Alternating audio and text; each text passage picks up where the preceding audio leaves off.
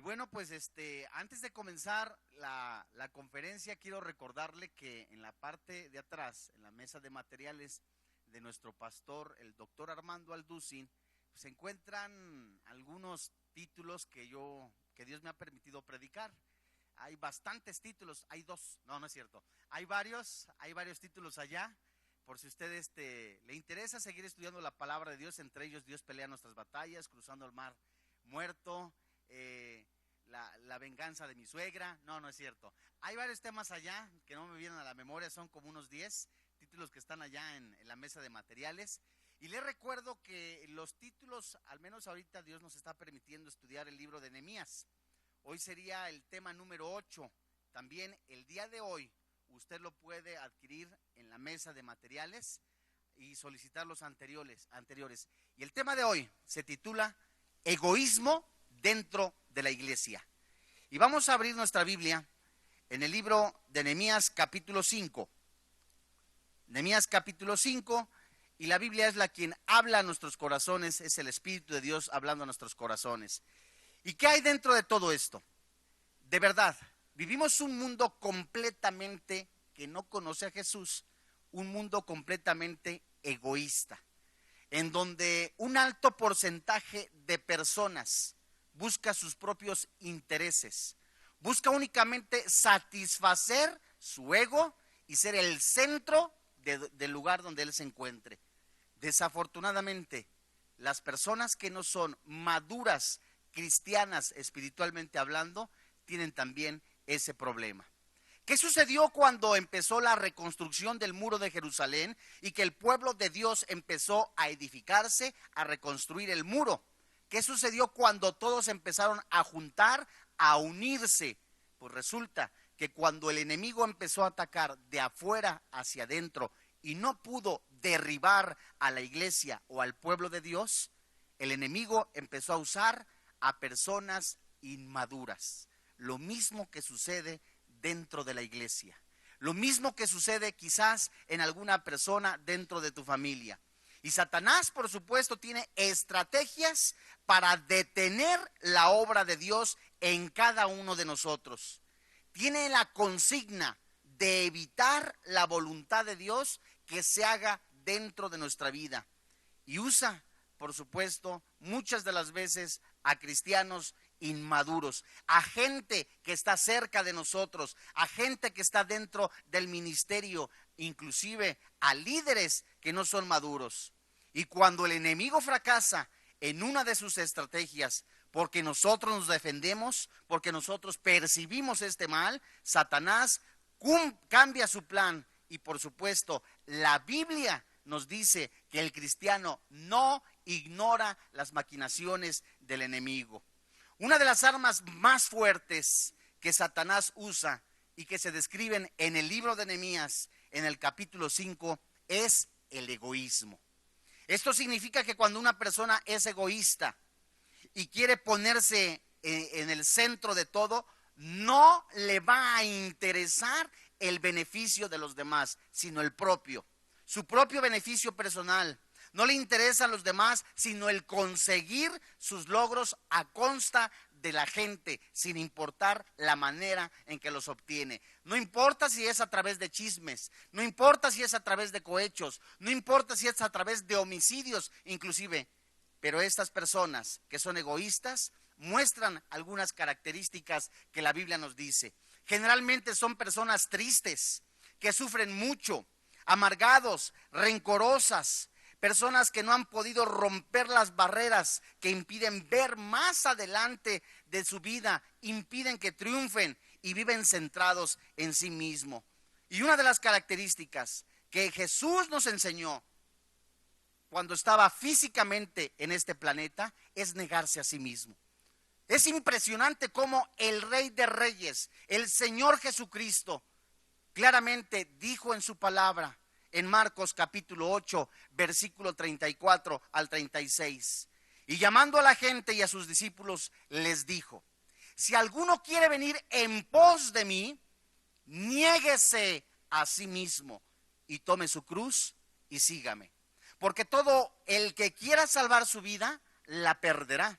Y todo el que pierda su vida por causa de mí y del evangelio, la salvará, porque ¿qué aprovechará al hombre si ganare todo el mundo y perdere su alma? Este versículo y estos versículos nos muestran claramente que cuando nosotros conocemos a Jesucristo, Dios nos muestra que es un tiempo en donde nuestra vida tiene que estar centrada, no en nosotros, sino en el Rey de Reyes, en el Creador del universo, el mismo Señor Jesucristo. Pero hay un momento en nuestra vida que muchas de las veces nosotros anhelamos, queremos cosas. Hay personas que quieren ser doctores, contadores, arquitectos, y no hay nada de malo de eso. No hay nada de malo que tú te prepares en la vida y para también seas canal de bendición a tu familia. La cosa es de que muchas personas se olvidan de la familia y le dan más importancia a su carrera, a su ministerio muchas de las veces, y se olvidan de la familia y se vuelven egoístas, centrados en sí mismos. Y esto sucede también en muchos que se llaman cristianos. Lo primero que Dios nos dice es seguirle, negarse uno a sí mismo. Y el segundo punto es tomar su cruz, tomar la cruz y seguirle, negarse al ego y ser discípulo de Dios. ¿Qué fue lo que sucedió en el pueblo cuando empezaron ya a avanzar y tener muchas victorias? Nehemías capítulo 5, la Biblia nos dice, desde el versículo 1. Entonces hubo un gran clamor del pueblo y de sus mujeres contra sus hermanos judíos. Había quien decía, nosotros, nuestros hijos y nuestras hijas, somos muchos. Por tanto, hemos pedido prestado grano para comer y vivir. Y había quienes decían, hemos empeñado nuestras tierras, nuestras viñas y nuestras casas para comprar grano a causa del hambre. Y había quienes decían, hemos tomado prestado dinero para el tributo del rey sobre nuestras tierras y viñas. Ahora bien, nuestra carne es como la carne de nuestros hermanos, nuestros hijos como sus hijos. Y he aquí que nosotros dimos nuestros hijos y nuestras hijas a servidumbre. Y algunas de nuestras hijas lo están ya. Y no tenemos posibilidad de rescatarlas, porque nuestras tierras y nuestras viñas son ¿qué? De otros. El clamor que había dentro del pueblo de Dios, el dolor que había dentro del pueblo de Dios, no solamente era porque estaban padeciendo ya crisis. Muchos de ellos ya habían vendido sus cosas, como sucede en muchas de las vidas de algunos de ustedes. Personas que han empeñado alhajas, personas que han empeñado terrenos para comer o pagar impuestos. ¿Qué estaba pasando con el pueblo de Dios? ¿Qué sucedía con el pueblo de Dios? ¿En dónde estaban las promesas que dice Dios? Se preguntaban algunos. Al contrario, en la vida de algunas personas se estaba demostrando una crisis sobrenatural en sus vidas. Además, una crisis financiera en el país de estos hermanos, y que agudizaba día con día, como muchas de las veces ocurre en algún país. Hay crisis, hay guerras, hay crisis moral, y aún más, no hay trabajo. Empezaron a deshacerse de sus cosas para poder comer. El clamor que había dentro del pueblo de Dios no era por sus enemigos, sino por sus propios hermanos. Los mismos hermanos que estaban explotando también económicamente unos a otros, al grado que las mujeres se quejaron con los líderes. Cristianos que estaban abusando de la crisis económica que había dentro del país. Cristianos que en lugar de ayudar a sus propios hermanos, estaban aún más haciendo que se empobrecieran el pueblo de Dios. Abusivos. Hay 4 grupos de gente involucrados en este conflicto. El primer grupo lo muestra la palabra de Dios en Nehemías capítulo 5, versículo 2. Los que ya no tenían tierras, pero necesitaban comida. En Nehemías capítulo 5, versículo 3, los que tenían propiedades, pero las habían hipotecado para comer. En Nehemías capítulo 5, versículo 4, los que pagaban impuestos y pedían prestados para pagarlos, hipotecando sus propiedades. Personas que ya no les alcanzaba para pagar salarios, otros tantos habían perdido el trabajo, estaban vendiendo las cosas, otros mismos vendían el coche, el terreno para seguir pagando impuestos, deudas de años que tenían con Hacienda. Los que explotaban a sus hermanos, el cuarto grupo, los que explotaban a sus hermanos prestando dinero con intereses muy altos y que si no pagaban les quitaban sus propiedades. Cristianos que prestaban dinero y si no les pagaban los cristianos, no solamente les expropiaban sus cosas, sino aún más les cobraban intereses. La explotación empresarial, el cobro de intereses altos ha llevado a muchos a la bancarrota y la Biblia muestra algo y dice sobre la usura. Levítico capítulo 25, versículo 39 y 40. La pregunta es, ¿tú como cristiano puedes prestarle a otro cristiano? Pues sí puedes, nada más no cobres intereses. La pregunta es, ¿te pagará? Pues quién sabe, solo Dios sabe, ¿no? Levítico 25, versículo 39. Y cuando tu hermano empobreciere, estando contigo, y se vendiera a ti, no le harás servir como esclavo, como criado, como extranjero estará contigo, hasta el año del jubileo te servirá.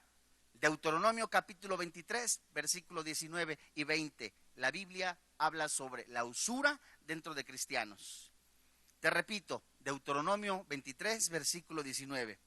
No exigirás de tu hermano interés de dinero, ni intereses de comestibles, ni de cosa alguna de que se suelte a exigir interés. Del extraño podrás exigir interés, mas de tu hermano no lo exigirás. Quiere decir que si tú le prestas a alguna persona y te dice que no es cristiano, oye, préstame 5 millones de pesos, y como los traes en la bolsa, pues por supuesto se los puedes prestar, y si no es cristiano, la Biblia dice que sí le puedes cobrar intereses y hacerlo de algo legal. Del extraño podrás exigir interés, mas de tu hermano, ¿qué dice la Biblia? No lo exigirás, para que te bendiga ¿quién? Jehová Dios, tu Dios, en toda la obra de tus manos, en la tierra donde vayas para tomar posesión de ella. La usura, la explotación, las demandas judiciales dentro de cristianos, fíjate, no solo son de mal testimonio, sino aún más acarrea una maldición. Cristianos que se demandan entre propios cristianos y diciéndose hasta de lo que se van a morir en el juzgado, y todavía se ponen a orar en medio de los demás. O sea, ¿sabes? Eso no solamente es un mal testimonio, sino es antibíblico. ¿Qué es lo que tiene que hacer tú como cristiano cuando alguien te debe? Uno, acudir al pastor. ¿Sabes, Pancho López me debe 50 millones de pesos? Que me pague. Dos, exponer dentro de la familia de la fe, es decir, con consejeros, este problema. Y tres, si esta persona no paga, hay un acuerdo, es decir, se le da un tiempo, necesita arrepentirse de este problema, de este pecado, y si no, es expulsado de la iglesia. ¿Qué dice la Biblia del juicio para las personas, para los abusivos, para los explotadores? Hoy día estamos viendo cómo hay personas que por el cohecho, el fraude, gente que llamándose cristianas y otras no, explotan a cristianos, personas que roban. Ve a Santiago capítulo 5, versículo del 1 al 4. El egoísmo está centrado únicamente en yo, para mí disfrutar, únicamente lo que a mí me interesa, fincar mi seguro, fincar mi seguridad en el futuro, no me importa cómo vive fulano, no me importa cómo vive fulana, y desgraciadamente, amigo que me escuchas, hermano que me escuchas en la fe, esto se está viviendo en muchos cristianos. Vamos a ver cómo la Biblia nos dice qué fue lo que hizo Nehemías para solucionar el problema. El problema y el centro de esta cuestión es el amor a sí mismo. Y una de las cosas que nos dice la palabra de Dios en los labios del Señor Jesucristo es negarse a sí mismo. Y es increíble ver cómo el Rey de Reyes, el Señor de Señores, el Dios vivo, la Biblia nos dice en la pluma de Pablo: haya pues en vosotros este sentir, el cual hubo en Cristo Jesús, que siendo en forma de Dios, no estimó a ser igual, sino que se despojó, se humilló y que fue obediente hasta la muerte y muerte de cruz. Y si nosotros somos cristianos, nos llamamos discípulos de Dios, nos llamamos hijos de Dios, ¿cómo es posible que nosotros nos comportemos egoístas, centrados en sí mismos? No sabes si hay necesidad del hermano de al lado, si hay necesidad de la hermana de al lado, si hay viudas, no te interesa, simple y sencillamente porque el amor de Dios no está ardiendo en tu corazón, sencillo. Y hoy vemos como cristianos están centrados en sí mismos y queriendo llenarse las bolsas únicamente para fincar un futuro. Mas la Biblia habla sobre las riquezas mal fundadas. Santiago capítulo 5, versículo del 1 al 4. Vamos ahora, ricos, llorad y aullad por las miserias que os vendrán. Vuestras riquezas están podridas y vuestras ropas están comidas de polilla. Vuestro oro y plata están enmohecidos y su moho testificará contra vosotros y devorará del todo vuestras carnes como fuego. Habéis acumulado tesoros para los días postreros. He aquí, clama el jornal de los obreros que han cosechado vuestras tierras, el cual por engaño no les ha sido pagado por vosotros. Y los clamores de los que habían cegado han entrado en los oídos del Señor de los ejércitos. ¿Qué significa esto? Las riquezas de cualquier persona que tengan procedencia ilícita, es decir, de robo, de explotación, de usura, es dinero podrido. Alguno dirá, no es cierto. Yo el dinero que me robé, dice alguna persona, me lo robé y tengo trajes, tengo corbatas, tengo casas y no está podrido. Déjame decirte que delante de Dios, con perdón de la expresión, apesta. Y es sucio, porque su procedencia no es original, no es lícita.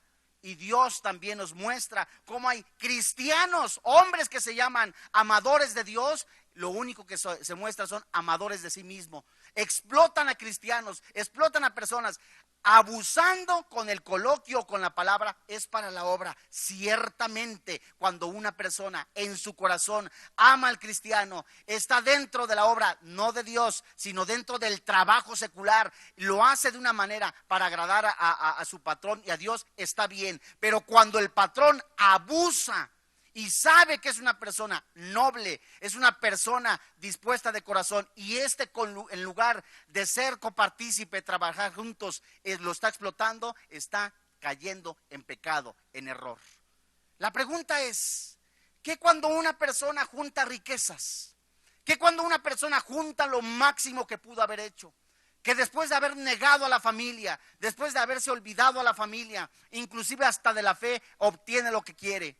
La Biblia nos dice, ¿de qué le sirve al hombre ganar el mundo si su alma está perdida? ¿De qué te sirve explotar a personas, a cristianos? ¿De qué te sirve evadir impuestos? ¿De qué te sirve aparentemente acumular riquezas si tu alma está podrida, está llena de pecado, está atestada de pecado? Y la Biblia nos muestra, Santiago capítulo 5, versículo 6. Capítulo 5, versículos 5 y 6. Habéis vivido en deleite sobre la tierra y sido disolutos. Habéis engordado vuestros corazones como en el día de matanza. Habéis condenado y dado muerte al justo, y él no nos hace resistencia. ¿Cuántos cristianos no les interesa más que sus deleites? ¿Será acaso la confirmación de lo que dice la palabra de Dios en cuanto a las 14 o más 14 características que nos da la Biblia de como en los días de Noé? Se casaban y se daban en casamiento.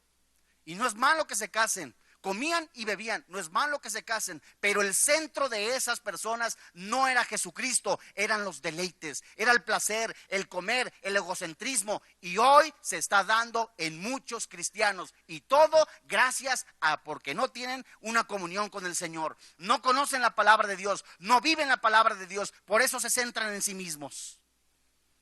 Y Dios nos anima a resistir en paciencia hasta la segunda venida de Cristo y ser bienaventurados. Versículo 7 del capítulo 5 de Santiago. Por tanto, hermanos, ¿qué dice la Biblia? Y es tremendo cuando lees la Biblia y te das cuenta cómo que tenga paciencia de este jefe que es completamente explotador. ¿Cómo es posible que yo vea en la iglesia que este jefe sea de una manera y luego en el trabajo de otra? Es adúltero, es borracho, es completamente hipócrita, o otra persona es de esta manera. Y Dios me dice que tenga paciencia. Fíjate lo que dice la Biblia. Mirad cómo el labrador espera el precioso fruto de la tierra, aguardando con paciencia hasta que reciba la lluvia temprana y la tardía. Tened también vosotros, ¿cómo? Paciencia. y afirmar vuestros corazones porque la venida del Señor se acerca. Es decir, antes de continuar leyendo, en el momento de la prueba, alguno está padeciendo crisis, alguno está padeciendo la falta de empleo, alguno está padeciendo la explotación y te duele porque duele en tu corazón. Lo único que hace esto en este momento de prueba es resistir cuando tú estás en oración. La fortaleza de la oración, la fortaleza de la comunión del Señor Jesucristo no va a ser más que digas tú en tu alma, en tu corazón, bueno, ¿de qué entonces pues? 10 años, 5 años, 3 años estoy aquí, pero mi esperanza es que veré a Jesucristo. Soporto en el amor de Jesucristo porque Dios no es deudor de nadie y tarde o temprano Dios va a evidenciar a esta persona. Tened también, versículo 8, tened también vosotros paciencia y afirmar vuestros corazones. Afirma tu corazón. En el momento que vienen esos problemas de que hay explotación en tu vida, que hay tantas cosas, muchos empiezan a dudar. Muchos empiezan a desconfiar y empiezan a dudar de lo que Dios tiene para sus vidas. Y por eso Dios nos llama a afirmar nuestra fe, afirmar la esperanza, afirmar de que Dios es nuestro Señor. Y sabes, Dios es galardonador de todo aquel de que le busca. Buscas de Dios. Alguno dice, si tú tuvieras mis zapatos. Tú hablas eso porque estás arriba. Hablo lo que la palabra de Dios está hablando a ti y a mí. Porque todos en algún momento hemos padecido la explotación. Todos en algún momento hemos visto injusticia. Pero sabes, en la esperanza que Jesucristo nuestro Señor es la fortaleza. La Biblia nos sigue hablando, versículo 9. ¿Cuántas personas dicen, ay, ¿sabes qué? Ya no aguanto este jefe, ya no aguanto este hermano, es bien egoísta? La Biblia dice, ¿sabes qué? No te estés quejando, le das chance a la amargura, le das chance a tantas maldades. Fíjate, tened también vosotros paciencia, versículo 9. Hermanos, ¿qué dice? No os quejéis unos contra otros, para que no seas condenados. Y aquí el juez está delante de la puerta. ¿Tú crees que Dios no está viendo lo que hacen contigo? ¿Tú crees que el casero que está abusando porque te cobra más de renta, no tienes a dónde irte, los problemas que tienes económicos, ¿tú crees que Dios no los está viendo? Por eso entonces la Biblia nos manda, afirma tu corazón, no te quejes. En el momento que empieza la queja, en el momento que empieza la desesperación, el clamor como lo hizo el pueblo de Dios, no fue un clamor de ayúdame, sino de desesperación. Es el mismo clamor que Dios hizo, que el pueblo de Dios hizo.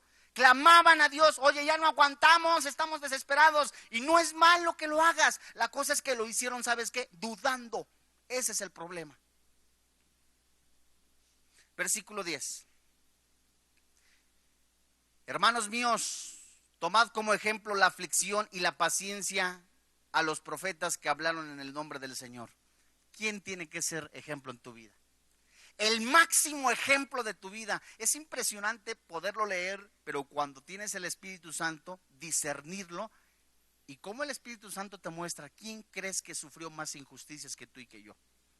¿Quién crees que fue el hombre que fue calumniado, escupido, vituperado, aún azotado, aún más? El egoísmo se centró para con él, fue víctima del egoísmo, fue Jesucristo.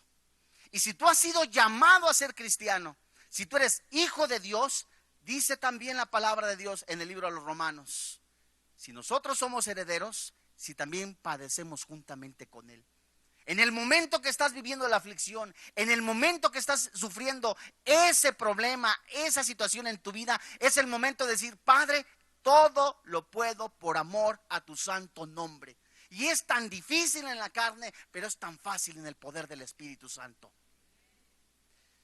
Uno de los pecados por los cuales Dios maldijo a Israel, ¿sabes qué fue? El egoísmo y la avaricia. El centro del egoísmo, buscar su propio provecho. Busca por favor Isaías capítulo 56. La siguiente cita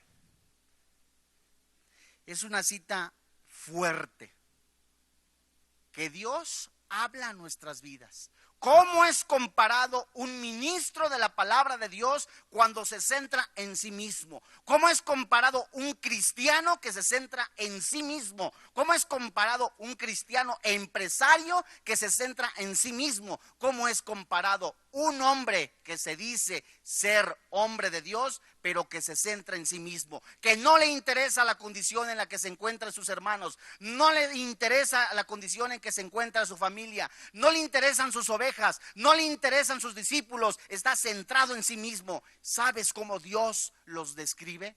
Isaías capítulo 56, versículo 9. ¿La tienes? Todas las bestias del campo, todas las fieras del bosque, venid a devorar. Sus atalayas son ciegos, todos ellos ignorantes, todos ellos perros mudos, no pueden ladrar, soñolientos, echados, aman el dormir. Y esos perros comilones son insaciables, y los pastores mismos no saben entender. Todos ellos siguen sus propios ¿qué? Qué impresionante es que la Biblia nos hable de la condición de los atalayas. Los atalayas son aquellas personas, los pastores, los líderes, inclusive el padre de la familia. Ve el problema, ve la angustia, es el que alerta a la familia, es el que alerta a la iglesia, es el que alerta a sus hermanos, mas sin embargo por el egoísmo están dormidos.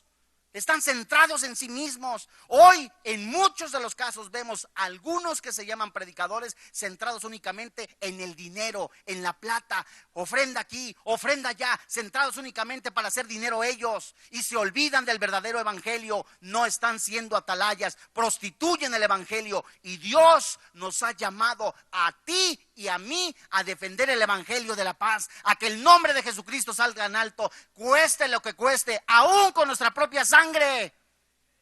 Ese es el verdadero evangelio. Decir, no me interesa lo que piensen, sin embargo, para exaltar y bendecir el nombre de Jesús, yo peleo la buena batalla. Hay crisis, hay desempleo, hay angustia, pero yo todo lo puedo en el nombre de Jesús. Fíjate lo que dice la Biblia, versículo 11. Y esos perros comilones son insaciables. Personas que siguen así nada más, les das y les das y les das. Ahora ofrenda para esto, ofrenda para aquello. Venga usted este domingo, vamos a hacer la consagración de los chalecos. La siguiente domingo van a hacer la consagración de las carteras. ¿Sabes? Es puro pedidero de dinero.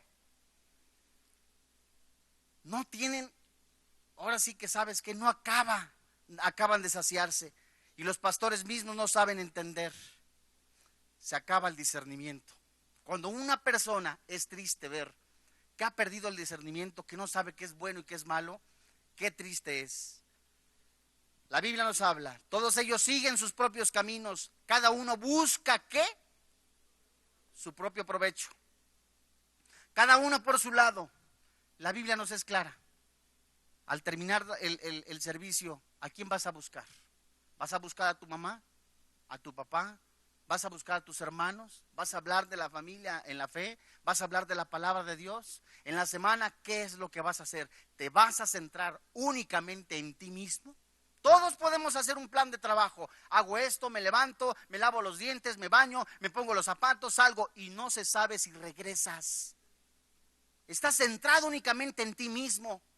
Porque únicamente te interesaba en algún momento tu carrera, el éxito, la fama, la popularidad. Lo más que desea un ser humano, dice Salomón, el segundo hombre más sabio después de Jesucristo.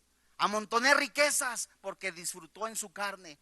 Propuse en mi corazón agasajar mi carne en mi sabiduría, en su propio parecer, buscar riquezas, fama, popularidad, mujeres. ¿De qué le sirvió?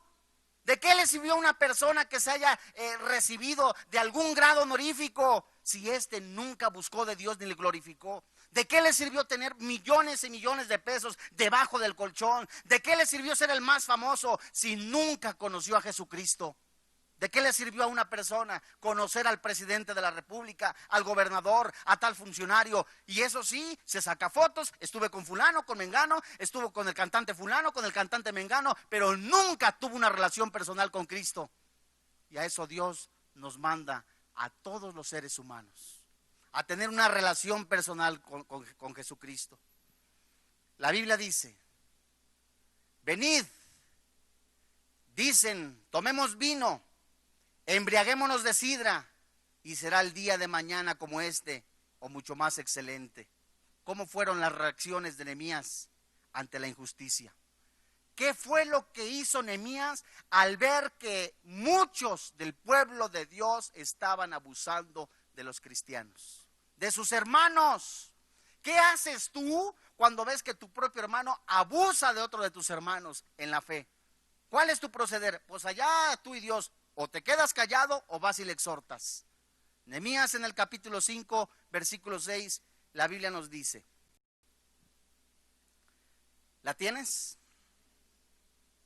Y me enojé en gran manera cuando oí su clamor y estas palabras. La reacción de Nehemías fue el enojo.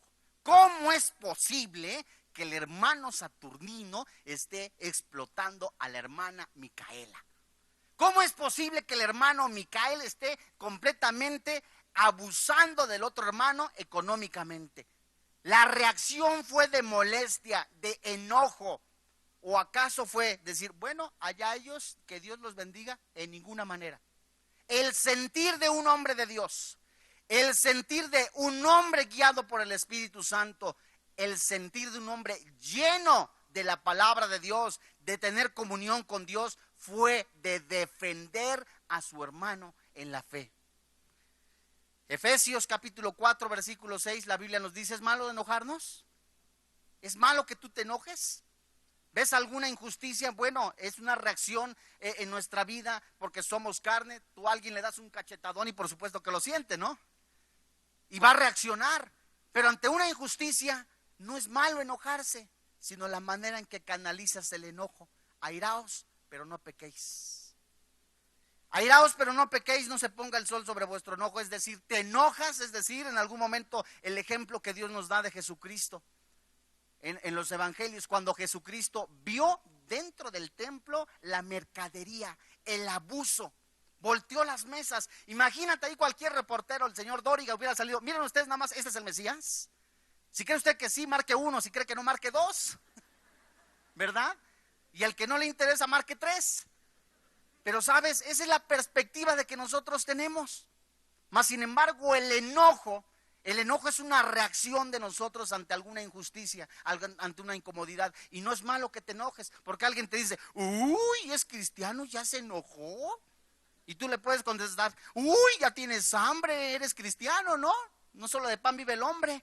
No, en ninguna manera somos seres humanos que sentimos, nos duele. Y cuando hay una injusticia, por supuesto, nos molesta. ¿Y qué sucedió? Nehemías se enojó, se molestó, pero no actuó precipitadamente. Versículo 7. Entonces, ¿qué dice la Biblia? Lo medité y reprendí a los nobles y a los oficiales y les dije, ¿exigís intereses cada uno a vuestros hermanos? Nehemías se enojó, se tranquilizó, tomó pastillas, ¿cómo se llama? Dalai, ¿verdad? Esa Dalai. Ay, bueno, vamos a meditar qué dice la Biblia, cómo puedo exhortar a estos hermanos. Primero fue con su hermano y le dijo, oye, perdóname la expresión, no seas gandalla, no le cobres intereses, no seas así, no estás viendo la crisis que hay en el mundo, no estás viendo la crisis y el desempleo y tú te atreves a cobrarle intereses.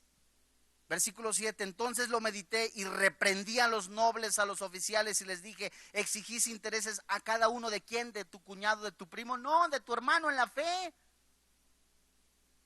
Y convoqué contra ellos una gran asamblea. A ver, líderes, vengan para acá. Pastores, vengan para acá. Pancho López y Filomeno Hernández tienen este problema. Él está cobrando intereses, no tiene trabajo. En vez de nosotros echarle más tierra a esto, de echarle más fuego, más leña al fuego, en lugar de hacer eso es ayudarnos unos a otros. Nehemías capítulo 3, capítulo 5, versículo 7. Nehemías, ¿sabes qué hizo? Apeló al amor que debemos tener por nuestros hermanos. La pregunta es, si el amor de Jesucristo está en tu corazón, si el amor de Dios está en tu corazón, ayudas a tu hermano, ese es un síntoma y forma parte del fruto del Espíritu Santo en tu vida. ¿De qué sirve que tengas 50 estudios en la semana? ¿De qué sirve que sepas hebreo, arameo, saduceo, chichimeca, zapoteca si no tienes amor? ¿De qué sirve que contribuyas a la obra 50 millones de pesos, 100 millones de pesos si no tienes amor? ¿De qué sirve? Únicamente es como si fueras una estampa. Por fuera, únicamente soy el buena onda, soy el que ofrenda más, el que tengo más, y no te interesa cómo viven las personas. Y tú en tu parecer puedes decir, bueno, yo doy este dinero, hagan aquello como quieran. ¿Y el amor para con los demás? Jesucristo mismo, el Espíritu Santo nos dice, haya pues en vosotros este mismo sentir que hubo en Cristo Jesús, que siendo en forma de Dios, se despojó, no se aferró, se humilló, se hizo siervo. Y si el ejemplo a seguir es Cristo, ¿cómo tenemos que portarnos nosotros? Dice en Primera de Juan capítulo 3 versículo 17.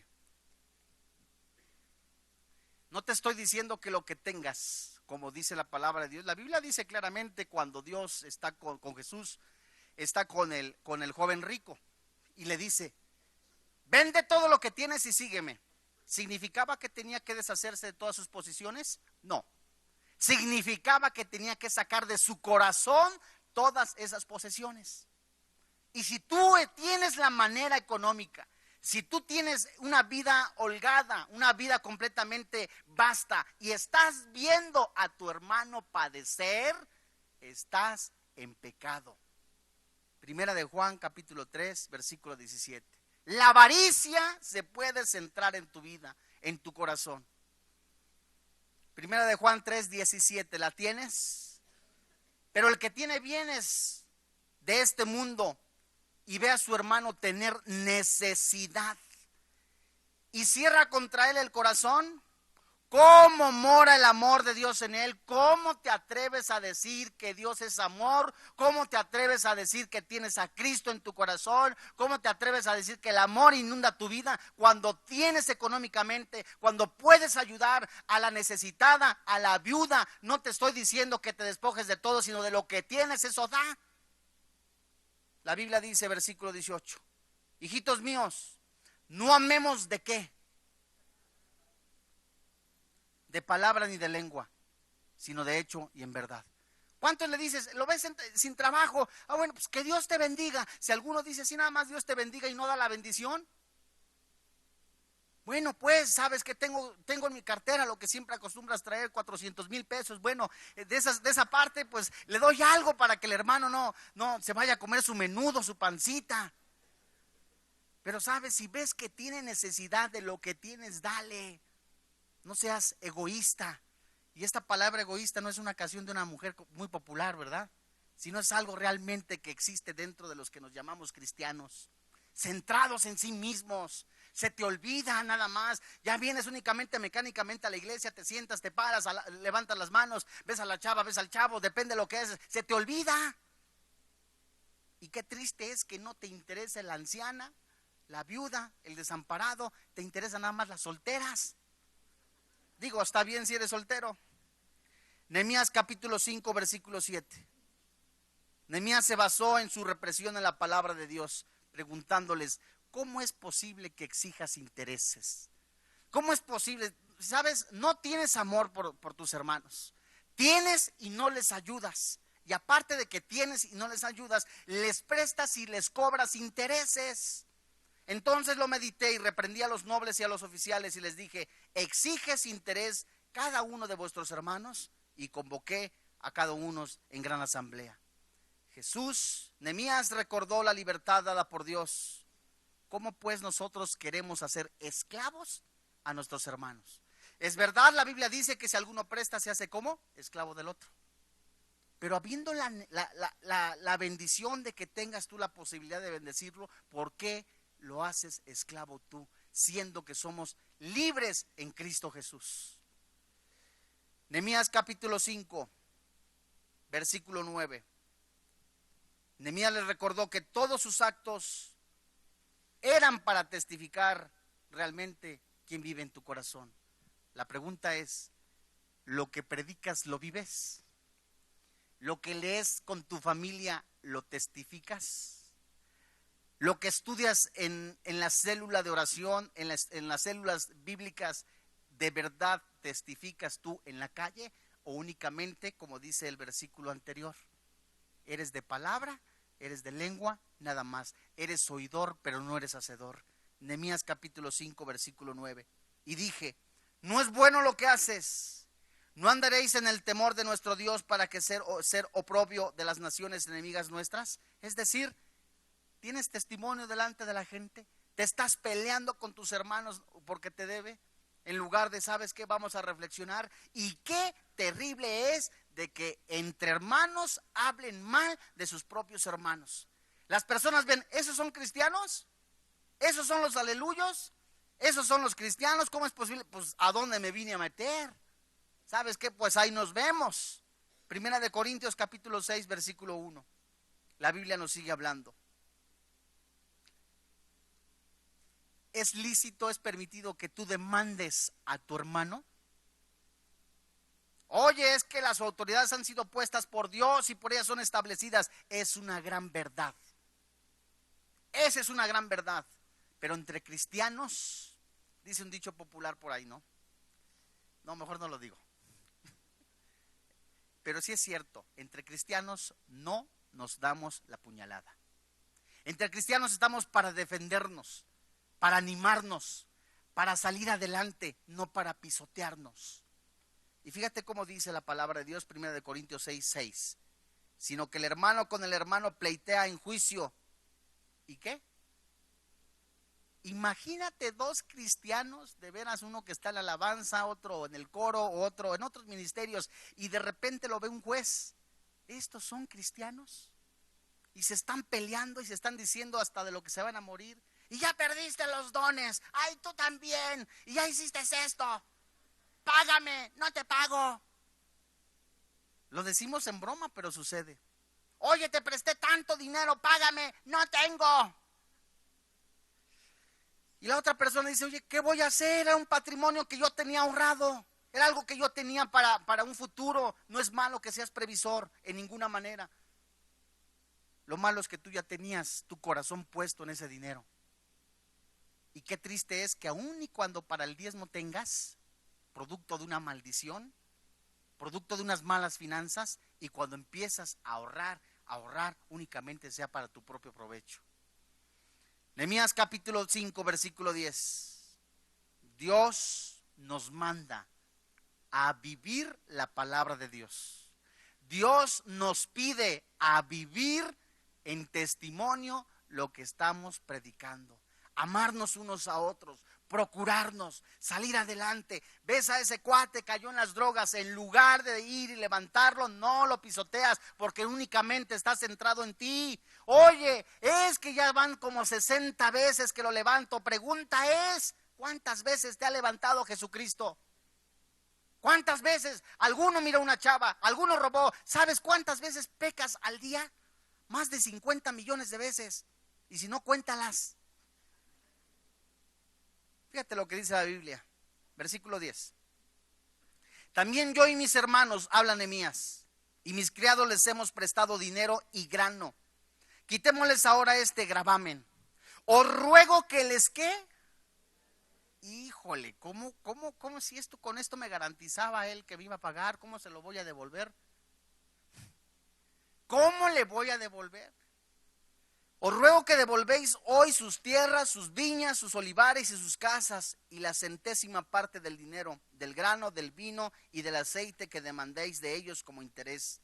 Nehemías, escucha, prestaba y daba dinero a los necesitados y nunca esperó nada a cambio. Pregunta, ¿vienes a la iglesia y únicamente esperas recibir o vienes a dar también?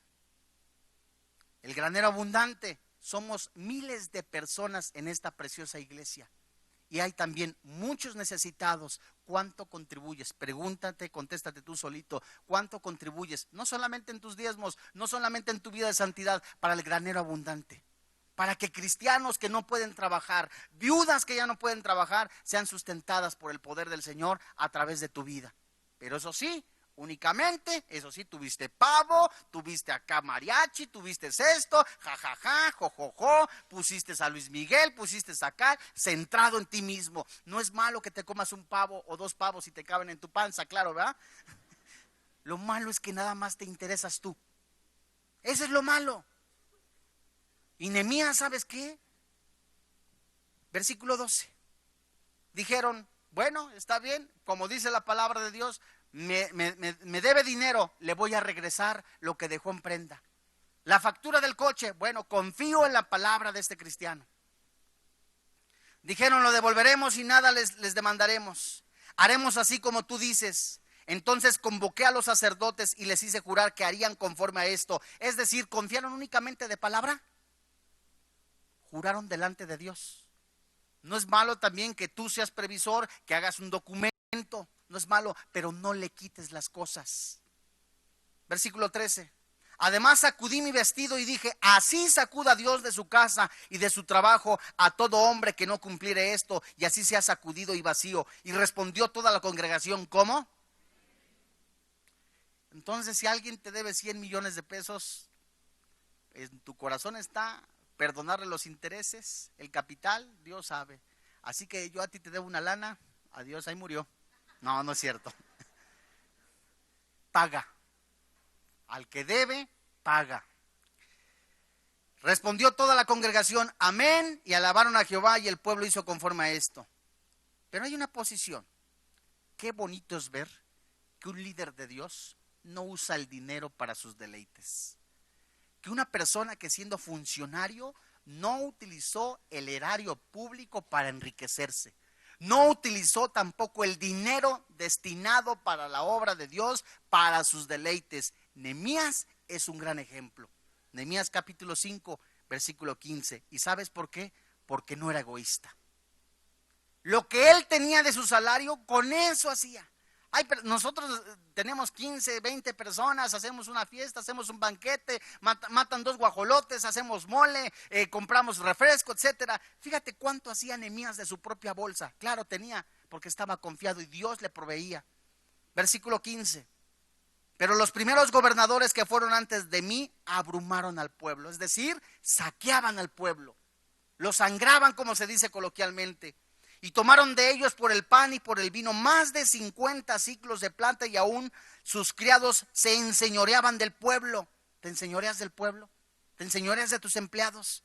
¿Te enseñoreas de tus hermanos? La Biblia dice, pero yo no hice así, dice Nehemías. ¿A causa de qué? Del temor de Dios. Versículo 16. También en la obra de este muro restauré mi parte, y no compramos heredad, y todos mis criados juntos estaban allí en la obra. Además, 150 judíos y oficiales, y los que venían de las naciones que habían alrededor de ellos, de nosotros, estaban ¿en dónde? Imagínate cuánta gente estaba comiendo. Y lo que se preparaba para cada día, no ese día, cada día, era un buey y 6 ovejas escogidas. Imagínate, barbacoa y carne diario. También eran preparados para mí aves, y cada 10 días vino en toda abundancia. El vino significa la felicidad. Y con todo esto nunca que requería el pan del gobernador. No era un abusivo, no era una persona centrada en sí mismo, y por eso era un canal de bendición. Oye, ¿tienes frijolitos? Hermano, te invito a comer. Hermano, tengo esto nada más, ¿sabes qué? Pero con todo mi corazón. Haz familia en la fe. Muchos ni se conocen, y es un síntoma de egoísmo. Y hoy Dios nos manda a todos y a cada uno de nosotros a acordarnos que Dios es un Dios bueno. Y que si Jesús se dio por nosotros, siendo Dios, y no se aferró, ¿cómo nosotros pues nos aferramos a lo que no nos pertenece? Hoy es el día en que Dios nos manda a recapacitar, no a centrarnos en nosotros mismos, sino a centrarnos nuestro corazón en Cristo Jesús y ver por los demás, por el hermano, por la hermana, a fin de que el bendito nombre de Jesucristo sea exaltado. Vamos a orar. Amados hermanos, amémonos unos a otros, porque el amor es de Dios. Todo el que ama es nacido de Dios y conoce a Dios. El que no ama no ha conocido a Dios, porque Dios es amor. En esto se mostró el amor de Dios para que con nosotros, en que Dios envió a su Hijo unigénito al mundo para que vivamos por Él. En esto consiste el amor, no en que nosotros hayamos amado a Dios, sino que Él nos amó a nosotros y envió a su Hijo en propiciación por nuestros pecados. Amados, si Dios nos ha amado así, debemos también nosotros amarnos unos a otros. No améis al mundo ni las cosas que en el mundo están, porque si alguno ama al mundo, el amor del Padre no está en él. Porque todo lo que hay en el mundo, los deseos de la carne, los deseos de los ojos y la vanagloria de la vida, no proviene del Padre, sino del mundo. Y el mundo pasa sus deseos, pero el que hace la voluntad de Dios permanece para siempre. Haya pues en vosotros este mismo sentir que hubo en Cristo Jesús, que siendo en forma de Dios, no se aferró, sino que se despojó, se humilló, se hizo obediente hasta la muerte y muerte de cruz. Hoy es el día en que Dios te manda que en el amor mismo de Dios, si está en tu corazón, no solamente ames a Dios por sobre todas las cosas, sino ames a tu hermano como a ti mismo. Porque también de tal manera amó Dios al mundo, que dio a su único Hijo, para que todo aquel que en Él cree no se pierda, mas tenga vida eterna. Y a ti, amigo, que vienes por primera vez, hoy la palabra de Dios, la Biblia, nos dice, te dice que todos somos pecadores. Los egoístas, los borrachos, los adúlteros, los afeminados, los maldicientes, los estafadores no heredan el reino de los cielos. Pero la Biblia nos dice que abogado tenemos para con el Padre, a Jesús el Señor, y que Él se puso en nuestro lugar, pagó nuestros pecados con su sacrificio, que Él fue crucificado y que hoy te está pidiendo entrar a tu corazón. ¿Qué debo de hacer?, te preguntarás. Solamente repite conmigo esta oración.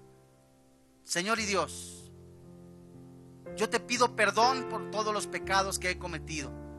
Quizás no sea el egoísmo, pero puede ser la adicción. Yo te confieso, Señor, que soy pecador. Confieso y creo que Jesús es el Señor, que Dios le levantó de entre los muertos, que con el poder de su sangre me ha limpiado, me ha lavado, me ha dado vida nueva. Confieso a Jesús con mis labios, creyendo de todo corazón que es el Señor de mi vida y que me ha dado la vida eterna. Te doy gracias, Padre, en el nombre de Jesús. Amén. Antes de irnos, nos gustaría saber si alguien hizo por primera vez esta oración. Levanta tu mano desde ahí, desde tu lugar. Gracias a Dios. Bienvenida. Gracias a Dios. Gracias a Dios. Bienvenido. ¿Alguien más? Bienvenida.